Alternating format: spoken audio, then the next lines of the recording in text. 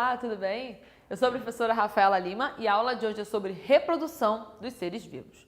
A gente fala de reprodução, a gente está falando de perpetuação das espécies. As espécies, cada indivíduo, ele precisa se reproduzir para manter a sua carga genética sendo passada adiante. Se eu tenho uma espécie e que ela não tem mais condições de se reproduzir, essa espécie está fadada ao fim, fadada à extinção. Existe uma grande variedade de formas, de modalidades de reprodução. Isso é muito interessante, isso mostra como os seres vivos são diversos. Então as plantas vão ter diferentes tipos, os animais, vertebrados, invertebrados vão ter diferentes modalidades, os seres micro e os unicelulares também vão ter as suas técnicas. Então, até por isso, aqui você vai encontrar aulas diversas, aula só sobre reprodução de animais, só sobre reprodução de vegetais, e hoje eu começo com você te dando uma introdução, um panorama geral de quais os grandes tipos de reprodução dos seres vivos. A gente vai dividir em dois grupos. As reproduções assexuadas, então modelo de reprodução assexuada, e a reprodução sexuada. Assim, qual é a grande diferença entre elas? Quando eu falo de assexuada, eu tenho aqui o A, um prefixo de negação. Então, é uma relação de que não vai haver troca de material genético entre seres diferentes. Enquanto aqui, na reprodução sexuada, eu já garanto essa troca de material genético entre esses seres. É muito comum que essa troca seja a partir de células especializadas, células especiais que vão conter parte do material genético do indivíduo. Então, no caso, se é um animal, aquela célula chamada de gameta, um gameta masculino, ele vai carregar todo o material genético daquele ser? Não, ele leva a metade. Para que juntando a metade de um com a metade do outro, eu tenha então um ser completo. Os gametas, que é o nome aí genérico para as células sexuais, mais conhecidos são espermatozoides, no caso aí dos machos animais, ou óvulos, no caso das fêmeas animais. Plantas terão também as suas gametas? Terão. Nomes diferentes, mas também com a mesma proposta. Então, repare, é essencial que tenha metade do material genético em um, metade do material genético em outro. Há processos de divisão celular que vão formar esses gametas. Aí você, tá, entendi. Porém, e se eu pegar, por exemplo, uma bactéria? Bactéria não tem bactéria macho, não tem bactéria fêmea. Pode ser que tenha uma reprodução sexuada? Pode ser. Rolou troca de material genético? É reprodução sexuada. E qual é o grande barato? Qual é a grande graça da reprodução sexuada? O fato dela garantir a variabilidade genética. Então, assim, grave essa palavra, tatue aí no seu coração. Variabilidade genética. Em biologia a gente ama. Por quê? Quando eu falo de variabilidade genética, eu estou falando de diversidade de características entre os seres. Eu estou falando de variação. Eu tenho, então, um macho se reproduzindo com uma fêmea, então eu tenho um cachorrinho com uma cachorrinha.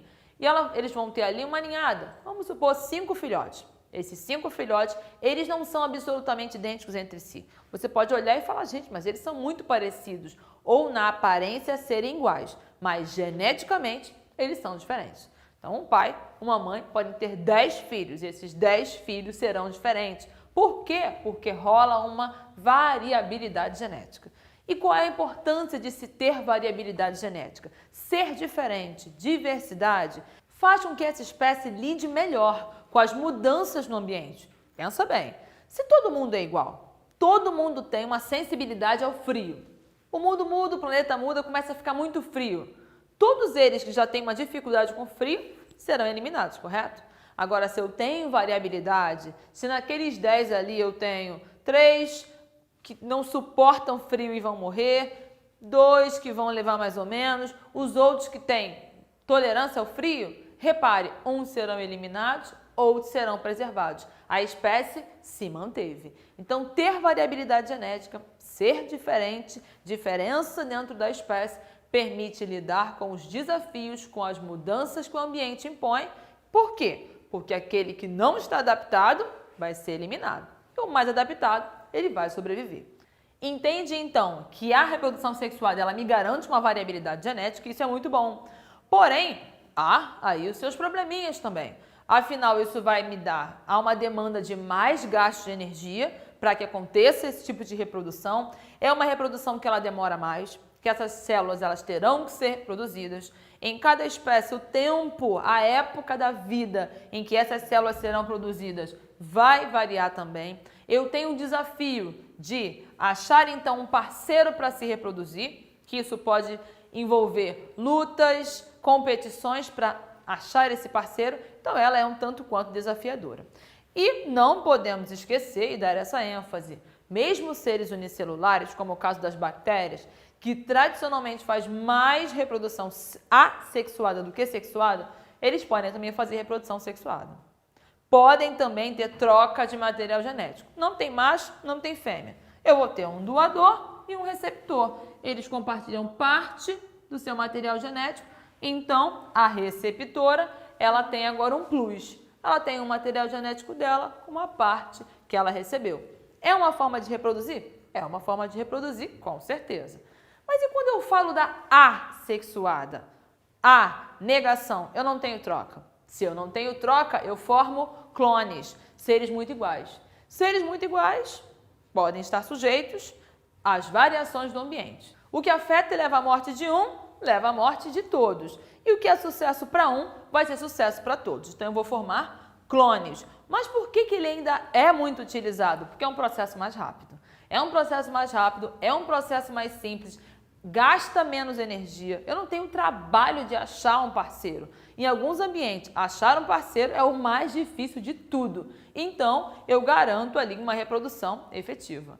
Bactérias aí são as rainhas, os exemplares mais populares de reprodução assexuada.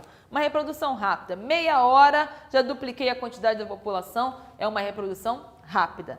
Só que quando eu falo de reprodução assexuada, tem muitos tipos. E eu quero trazer um novo quadro só para te mostrar os vários tipos de reprodução assexuada. Vamos lá? E agora nesse quadro, a gente dá continuidade falando então da reprodução assexuada. Falei para você que tem vários tipos e realmente tem. Olha que diversidade. Vamos um por um? Vamos começar então com a bipartição. A bipartição também é chamada de divisão binária ou de cisparidade. Qual é a ideia? Eu tenho então uma célula, que essa célula ela duplica o seu material genético, as suas proteínas, e ela mesmo se divide em duas, formando então duas células filhas idênticas a ela. Então, divisão binária, bi de 2, eu formo duas novas células. É uma reprodução rápida, um gasto energético mais baixo, bactérias utilizam, alguns protozoários, então aí os unicelulares se aproveitam bastante dessa modalidade, que é a bipartição, ou divisão binária, ou cisparidade. Uma outra modalidade, então, é o brotamento ou gemulação. Olha que interessante. Alguns quinidários, que é o grupo das águas vivas, fazem. Algumas esponjas, que são os animais mais simples que tem, também fazem. Qual é o esquema? Aquele indivíduo, aquele ser, ele começa a gerar um brotinho, uma cópia dele presa ao seu próprio corpo. Esse broto, então, se desprende desse indivíduo, então eu tenho um novo. Essa é uma hidra adulta, surgiu um broto de hidra aqui, tenho então uma nova hidra. Hidra é um tipo de quinidário de água doce. Formei então uma cópia dele mesmo, um broto ou uma gêmula. Esse é o tipo de brotamento ou gemulação. Um outro tipo, a gente vai aqui para esse que ele não é muito comum não, que é a divisão múltipla. Alguns protozoários fazem. Quer ver um famoso? O Plasmodium. É aquele protozoário que causa malária. Qual é a jogada dele? Quando ele está num ambiente favorável, ele começa a multiplicar os seus núcleos. Eu tenho uma célula só, que normalmente uma célula tem um núcleo. Ele começa a rolar uma multiplicação só de núcleo. Ela fica então uma célula polinucleada, com vários núcleozinhos. E depois, aí sim, já com os núcleos divididos lá dentro, é que ela vai se dividir esse citoplasma aqui e formar diferentes células. É uma jogada diferente, correto? Multiplicação vegetativa, se você tem plantinha em casa, se você gosta, você entende disso aqui. É aquela história da muda. Tem uma mudinha e ela deu uma muda. A multiplicação vegetativa é uma das formas de reprodução assexuada de planta, onde eu tenho ou uma raiz ou um caule. Repara aqui, esse caule ele foi descendo e ele pelo contato com a terra, por estímulos hormonais, ele começa a produzir aqui novas raízes e eu tenho uma nova planta. Então, se eu tiro essa daqui e coloco em outro lugar, eu tenho uma muda, uma cópia dessa.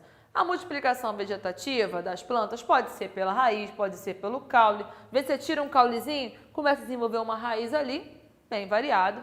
Isso aí muita gente conhece. Esse aqui, que é a partenogênese, é muito interessante. A partenogênese é uma jogada em que a reprodução, a fêmea, ela produz um óvulo. Qual seria o normal? O normal seria um óvulo juntar com o espermatozoide e gerar um filhote, correto? Aqui não.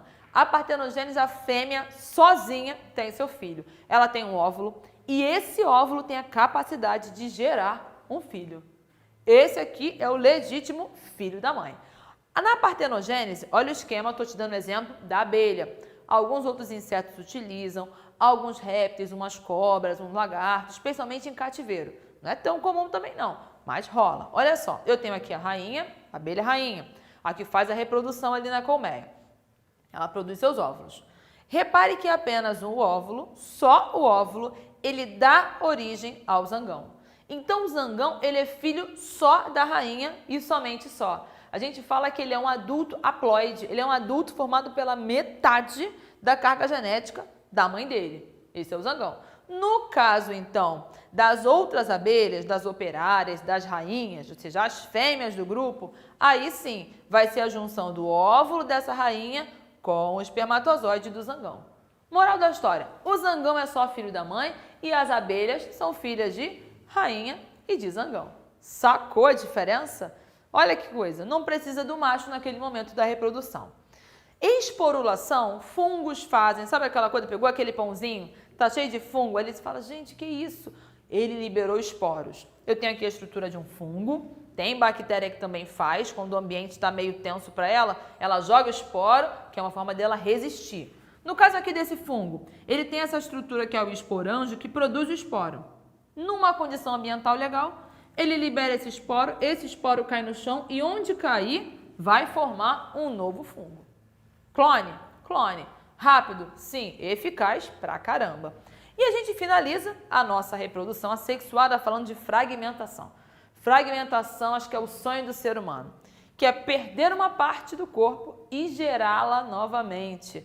Olha o caso aqui das estrelas do mar. Algumas planárias também fazem isso. Cortei a estrela do mar. O que você pensa? Morreu. Que nada. Uma parte, a parte que sobrou, regenera completamente e outra parte regenera completamente também.